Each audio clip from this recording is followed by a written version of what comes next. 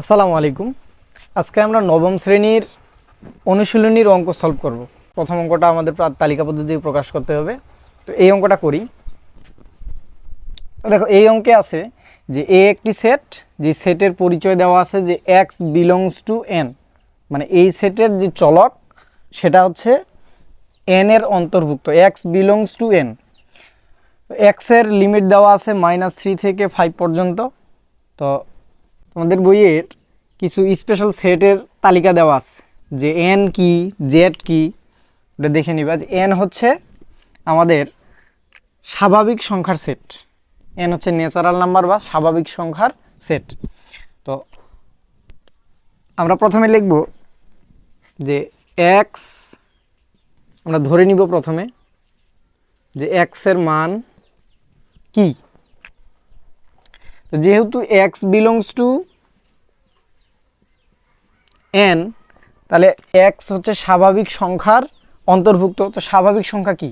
স্বাভাবিক সংখ্যা আমরা জানি 1 2 3 4 5 6 7 ডট ডট ডট ইনফিনিটি পর্যন্ত। কারণ আমরা জানি যে এন এমন একটি সেট যে সেটের অসীম পর্যন্ত উপাদান বিস্তৃত আছে। কিন্তু এখানে আমাদের লিমিটটা দেওয়া আছে, এই সেটের লিমিট দেওয়া আছে, বলছে যে হ্যাঁ এক্স অবশ্যই এই স্বাভাবিক সংখ্যার অন্তর্ভুক্ত, কিন্তু লিমিট হলো -3 থেকে 5 পর্যন্ত। তাহলে আমাকে এই সবগুলো সংখ্যা তো নিতে হবে না, নিতে হবে -3 থেকে 5 পর্যন্ত। তাহলে এক্স যেহেতু স্বাভাবিক সংখ্যার সেট, তাহলে স্বাভাবিক সংখ্যার সেটে কি -3 আছে? এখানে -3 নাই, কারণ আমরা জানি স্বাভাবিক সংখ্যার সেট শুরুই হচ্ছে 1 থেকে এবং ইনফিনিটি পর্যন্ত। তো যেহেতু এখানে -3 নাই, তাহলে শুরুটা কোথা থেকে করতে হবে? আমরা জানি সংখ্যা রেখা, যদি একটু দেখাই, যে সংখ্যা রেখা হচ্ছে এরকম, 0 এদিকে থাকবে 1, এদিকে 2 3 4 ইত্যাদি, আর এইদিকে থাকে -1 -2 -3। এটা হচ্ছে সংখ্যা রেখা। এই সংখ্যা রেখায় এখানে বলছে লিমিট দেওয়া আছে, ঠিক আছে, যে -3 এর থেকে বড় হবে, -3 থেকে বড় হবে এবং 5 পর্যন্ত চলতে থাকবে। এখানে লেস দেন এন্ড ইকুয়াল মানে হচ্ছে যে যে 5 থেকে ছোট এবং 5 এর সমানও হতে পারে। তাহলে এখানে আমি দেখব যে -3 থেকে বড় স্বাভাবিক সংখ্যা কি, এগুলোই সবগুলোই -3 এর পরে তো আছে, 0 থেকে শুরু করে এগুলো, কিন্তু আমরা জানি স্বাভাবিক সংখ্যা হচ্ছে 1 থেকে। তাহলে 1 থেকে 5 পর্যন্ত যাব আমি, যে 5, এই কয়েকটা হচ্ছে আমার এই সেটের লিমিট দেওয়া আছে, অর্থাৎ এই সেটের উপাদান সংখ্যা আমি পাবো কত? 1 2 3 4 5। অর্থাৎ এর এ সেটটি হলো 1 2 3 4 5।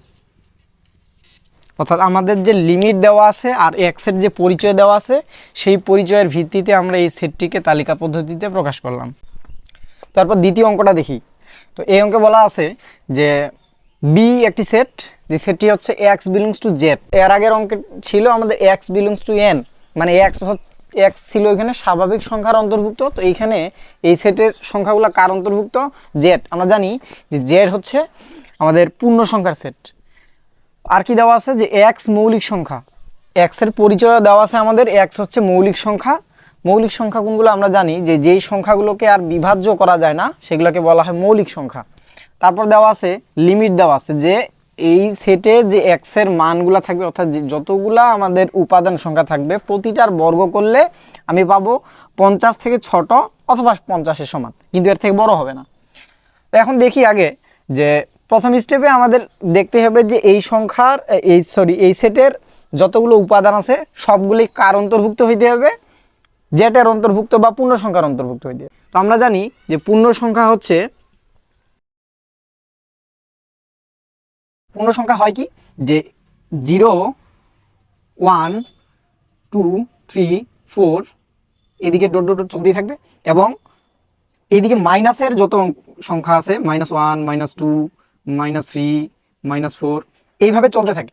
অর্থাৎ আমাদের যে পূর্ণ সংখ্যা হচ্ছে যে -ইনফিনিটি থেকে +ইনফিনিটি পর্যন্ত সব সংখ্যাগুলোই হচ্ছে আমাদের পূর্ণ সংখ্যা। কিন্তু এখানে বলে নাই যে পূর্ণ সংখ্যার সবগুলো সংখ্যাই আমাদের এই সেটের অন্তর্ভুক্ত। কিছু কিছু অন্তর্ভুক্ত আছে, কিন্তু কোনগুলা? এখানে পরিচয় দেওয়া আছে মৌলিক সংখ্যা। আচ্ছা, পূর্ণ সংখ্যার ক্ষেত্রে তাহলে মৌলিক সংখ্যা কোনগুলো আগে বাছাই করতে হবে? তাহলে আমি বলতে পারি যে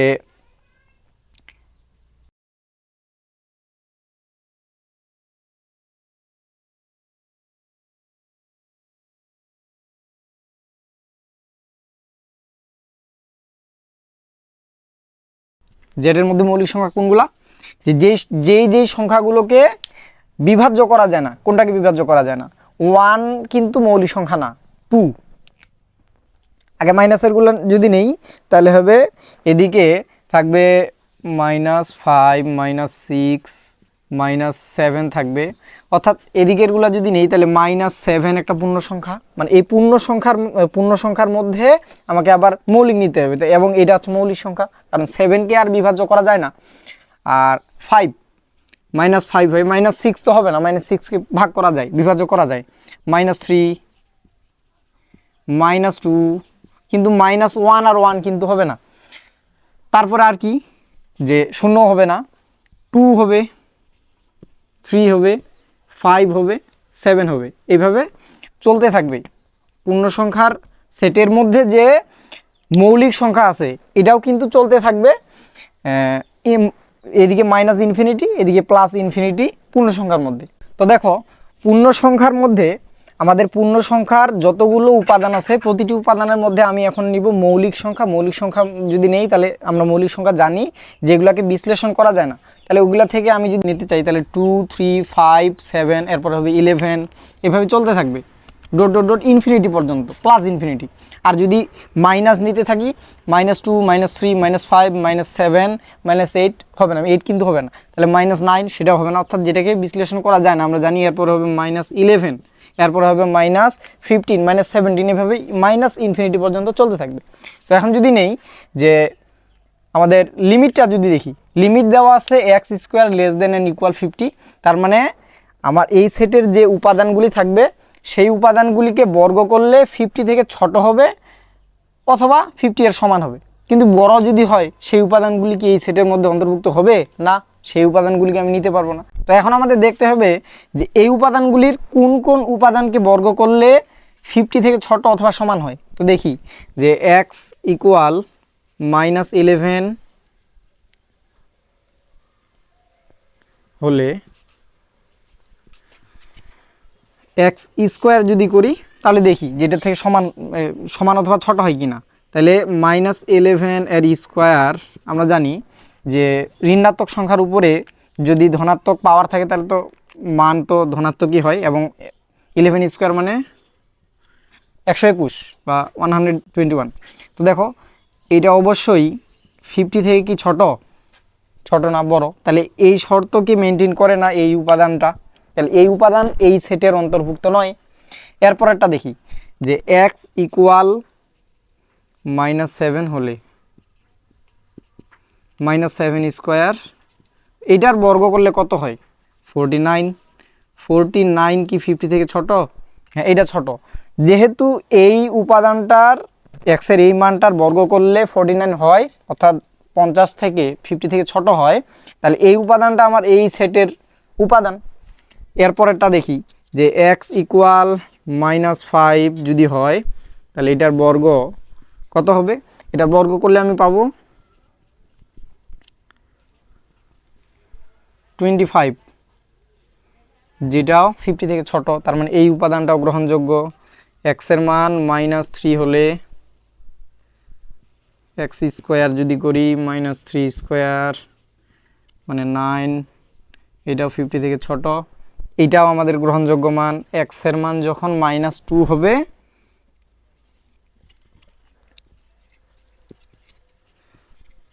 -2² 4 50, x এর মান 2 যদি নেই x² 2² মানে হচ্ছে 4 <50, এটাও ছোট, এটাও গ্রহণযোগ্য মান।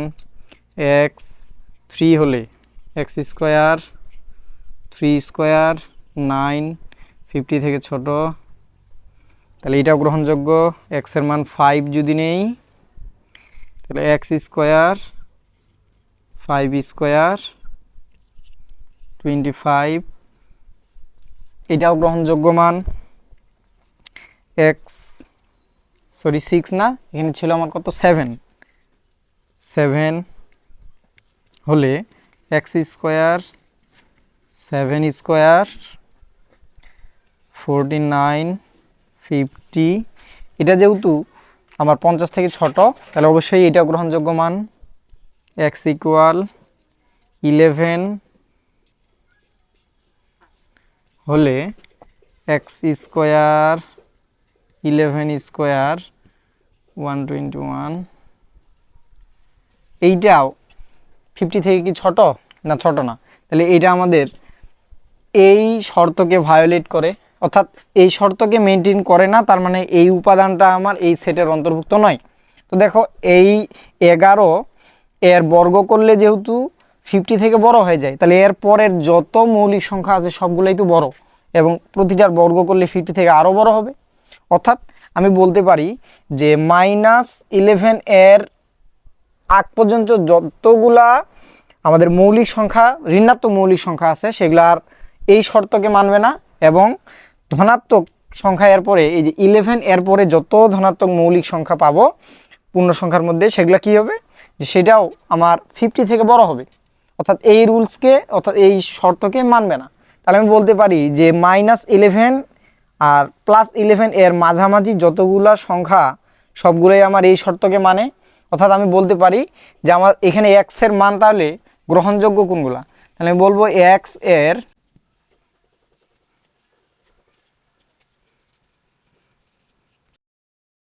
তাহলে আমি লিখতে পারি যে এই সেটের তালিকা পদ্ধতিতে প্রকাশ হলো বি ইকুয়াল -7 -5 -3 -2 2 3 5 7।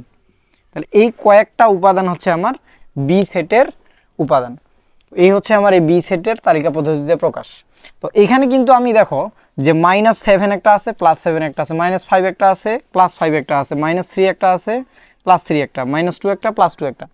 এটাকে কিন্তু আরেকভাবে লেখা যায় যে যেহেতু একই সংখ্যা ঋণাত্মক ধনাত্মক দুইটাই আছে, তাহলে আমি বলতে পারি যে এখানে 2 আর -2 মিলে +-2 লেখা যায়, -3 এবং 3 মিলে +-3 লেখা যায়, -5 -5 মিলে +-5, এইটা আর এটা মিলে +-7। অর্থাৎ এই হচ্ছে আমার বি এর তালিকা পদ্ধতিতে প্রকাশ। তো এরপরে দেখি সেট গঠন পদ্ধতিতে কিভাবে প্রকাশ করতে হয়। তো সেট গঠন পদ্ধতি কিভাবে প্রকাশ করতে হয় তোমরা এর আগের লেকচারে দেখছো, যারা দেখো নাই লেকচারটা দেখে নিও, ভিডিও লিঙ্ক ডেসক্রিপশনে দিয়ে দিব। তো দেখো এখানে কিভাবে সেট গঠন পদ্ধতিতে প্রকাশ করতে হয়। নিয়মটা হচ্ছে যে সেট গঠন পদ্ধতি মানে হচ্ছে এই সেটটিকে আমি কোথায় প্রকাশ করব, সেট গঠন পদ্ধতি তো ওইটাই।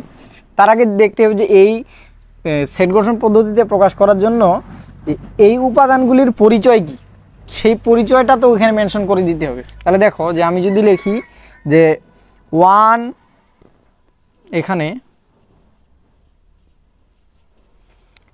1 3 5 ... 101 পর্যন্ত দেওয়া আছে। তো দেখো 1 3 5 7 ... বলতে চলতেই থাকবে কত পর্যন্ত, 101 পর্যন্ত। যদি এরকমটা থাকতো যে 1 3 5 ... আর কিছু নাই, তার মানে এটা 1 3 5 7 9 11 এটা কি বিজোড় সংখ্যার একটি সেট যেটা ইনফিনিটি পর্যন্ত চলতে থাকবে। কিন্তু এটা কিন্তু ইনফিনিটি পর্যন্ত না, এটা লিমিট দেওয়া আছে 101 পর্যন্ত। তাহলে আমি বলবো যে এখানে 1 থেকে 101 পর্যন্ত বিজোড় সংখ্যার সেট হচ্ছে এটা। কিভাবে লিখবো এটা? তাহলে এখানে লিখতে পারি যে আমাদের, আমি যদি এই উপাদানগুলিকে x এর মাধ্যমে প্রকাশ করি তাহলে বলবো যে a এর প্রতিটি উপাদান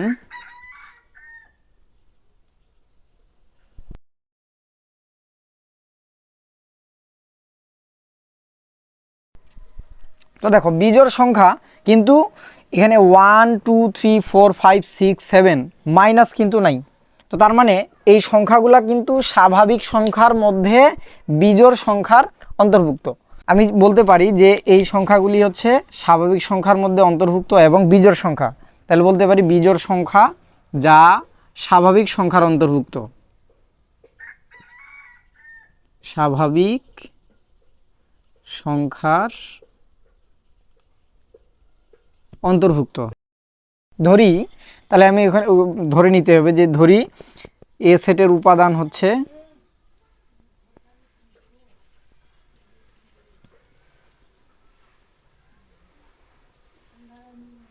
ধরি x ইকুয়াল 1 3 5, এটা যদি সব x এর মান হয় মানে x এর উপাদান, তাহলে আমি বলতে পারি যে x এর এই পরিচয় হিসাবে আমরা দেখলাম যে এটা হচ্ছে বিজোড় সংখ্যা এবং যার লিমিটটা হচ্ছে কি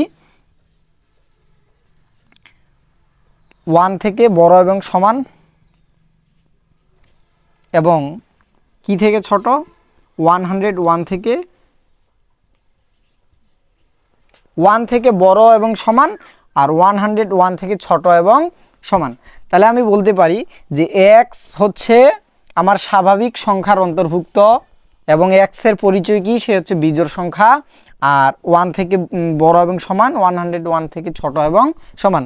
অর্থাৎ আমি বলতে পারি নির্ণেয় সেট, নির্ণেয় তালিকা পদ্ধতিতে, তো এই সেট গঠন পদ্ধতিতে সেটটা কী হবে যে x বিলংস টু n। কেন?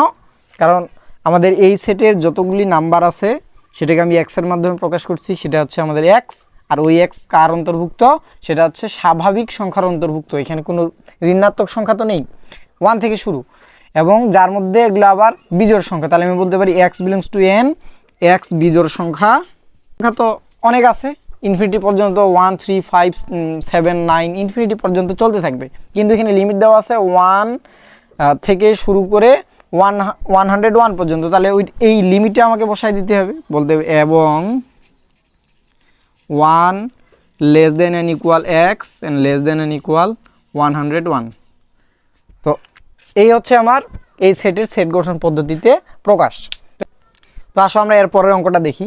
যে অঙ্কটাতে বলা আছে যে বি একটি সেট যার উপাদান হচ্ছে 4 9 16 25 36 49 64 81 and 100। দেখো এখানে আগে লিখি যে এই সেটের উপাদানগুলি কি। আমরা ধরে নিলাম যে বি সেটের উপাদান, বি সেটের উপাদান হচ্ছে x ইকুয়াল 4 9 51 100। তো দেখো এখানে আগে দেখতে হবে যে এই সেটের উপাদানগুলির পরিচয় কি। দেখো এখানে 4 9 16 প্রতিটাই কিন্তু একটা বর্গ সংখ্যা। কীভাবে বুঝবো? দেখো যে এখানে 4কে ভাঙানো যায়, 2 স্কোয়ার করলে কত হয়? 4 হয়। তারপরে 3 স্কোয়ার করলে কত হয়? 9 হয়। 4 স্কোয়ার 16, 5 স্কোয়ার 25, 6 স্কোয়ার 36, এভাবে একবারে 100 পর্যন্ত কিন্তু 10 স্কোয়ার কত হয়?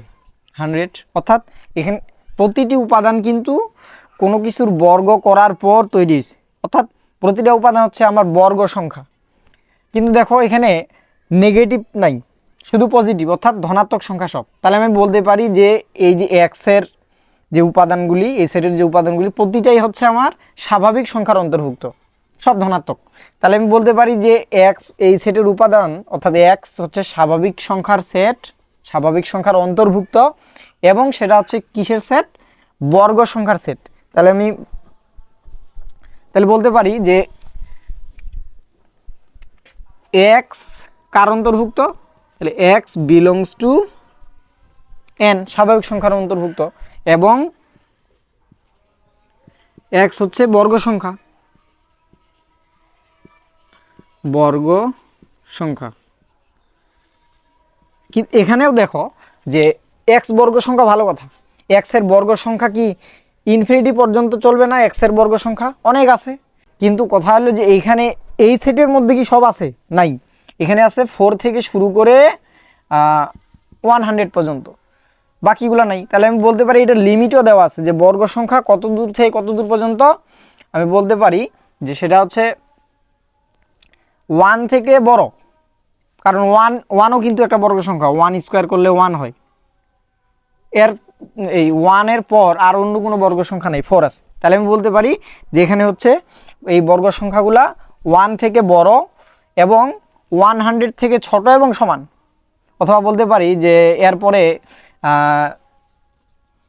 11 এর বর্গ যদি করি 121 হয়, তাহলে এটাও বলতে পারি যে এটা হচ্ছে এই বর্গ সংখ্যাগুলি 1 থেকে বড় এবং 121 থেকে ছোট, এটা বলা যায়। তাহলে আমি বলতে পারি যে এটার লিমিট হচ্ছে যা 1 থেকে বড় এবং কত থেকে ছোট,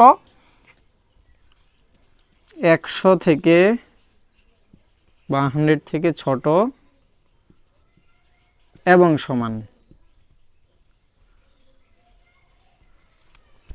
অর্থাৎ বলতে পারি যে এক্স সেটা 1 থেকে বড় এবং কি থেকে ছোট, 100 থেকে ছোট এবং সমান।